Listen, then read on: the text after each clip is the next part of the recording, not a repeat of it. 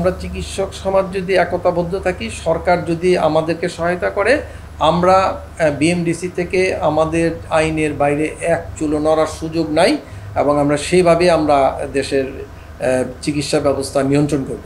একটা কথা মনে রাখতে হবে যে কাউন্সিল একটা নৈরাজ্যকর পরিস্থিতিতে দিনের পর দিন অফিস করতে পারে না।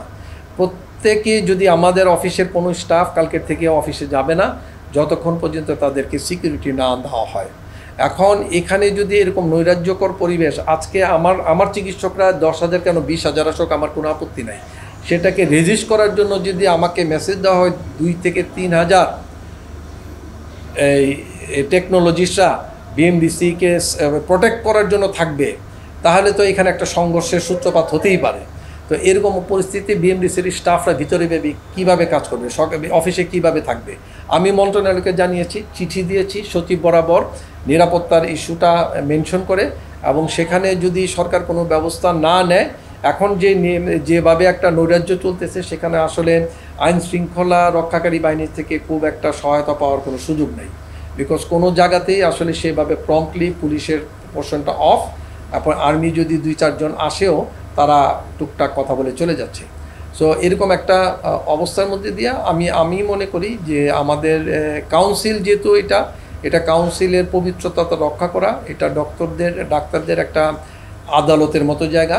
এখানে একটা হেলথ রেগুলেটরি বডি, এখানে কোনো নৈরাজ্য করতে গিয়ে যদি আমার বিল্ডিংয়ে কোনো কিছু, আমার ভিতরে যে সমস্ত দলিলপত্র রক্ষিত আছে, মূল্যবান কাগজপত্র রক্ষিত আছে, যদি কোনো কারণে সেগুলো ড্যামেজ হয় তাহলে দেশের সম্পূর্ণ চিকিৎসা ব্যবস্থাটা ধস নামবে এবং আমি এগুলা রিকভার করতে পারবো না। আমার যখন থেকে আমরা ডিজিটালাইজেশন করা হয়েছে তখন থেকে আমার রেকর্ডস আছে, আইটিতে থাকবে, কিন্তু এর আগে যে সমস্ত চিকিৎসকদের পেপার ফাইল যেগুলো আছে সেগুলো আমি কোথা থেকে পাবো।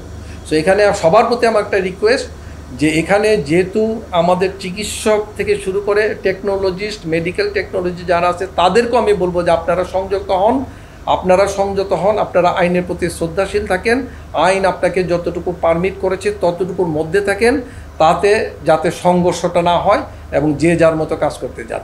আর ওনারা, আমার একটা রিকোয়েস্ট হচ্ছে, যদি আমার টেকনোলজিস্ট, মেডিকেল টেকনোলজিস্ট ভাইরা যদি মনে করেন বা ডিএমএফ ডিগ্রিদেরা মনে করেন যে আমাদের সাথে ওনারা খুব স্বাচ্ছন্দ্য বোধ করতেছেন না, সেক্ষেত্রে ওনারা সরকারের কাছে দাবি দিতে পারেন, দাবি জানাতে পারেন, তাদের জন্য আলাদা কাউন্সিল করে তাদের কার্যক্রম আলাদাভাবে চলুক।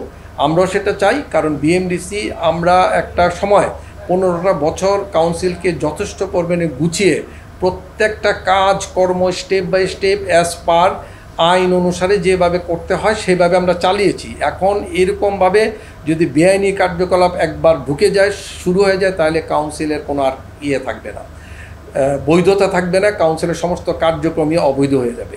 এবং সেই ক্ষেত্রে সবাই যদি এটাকে সহযোগিতা করে তাহলে কাউন্সিলকে বাঁচানো সম্ভব এবং আগামীতে আমরা এগিয়ে যেতে পারবো। এখন এখানে আমাদের চিকিৎসকদের একটা দায়িত্ব আছে, ওনারাও এই আওয়াজটা তুলুক, ওনারাও বলুক, ওনারাও সরকারের সাথে আলাপ করুক যে এখানে যদি এরকম পরিস্থিতি হয়, তারা যদি কমফোর্টেবল ফিল না করে, আমরা আমাদের মতো করে চালাবো তাদেরকে।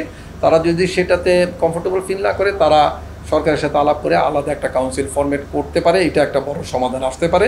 কিন্তু এটা রাতারাতি সম্ভব না, আমিও জানি। সরকার থেকে একটা ঘোষণা দেওয়া হোক, এবং যদি ডাক্তাররা মনে করে যে আমাদের চিকিৎসক ভাইরা যে ধর্মঘটের বিভিন্ন দাবির মধ্যে যে ম্যাটসের কোনো কার্যক্রম আগামীকাল থেকে বিএমডিসি করতে পারবে না, সেটা যদি আমাদেরকে কোনো রকমে জানায় বা আমাদেরকে বলে সব কাজকর্ম বন্ধ করে, বা সরকারকে বলে, সরকার যদি আমাকে নির্দেশ দেয়, আমি সেইভাবেই চলতে হবে।